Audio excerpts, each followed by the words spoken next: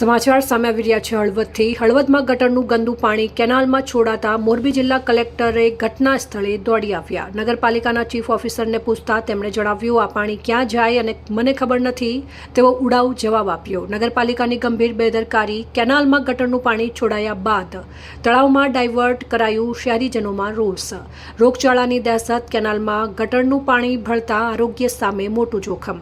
મોરબી જિલ્લા કલેક્ટર સ્વપ્નિલ ખરેએ કહ્યું, કેનાલ સાફ કરી રિપોર્ટ આપો। તળાવમાં ગંદુ પાણી ભરવાની આશંકા। નગરપાલિકા સામે સવાલો ઉઠ્યા। કેનાલ બની ગટર તે બાદ તળાવમાં ગંદુ પાણી છોડાતા તંત્રની કામગીરી પર પ્રશ્નચિહ્ન।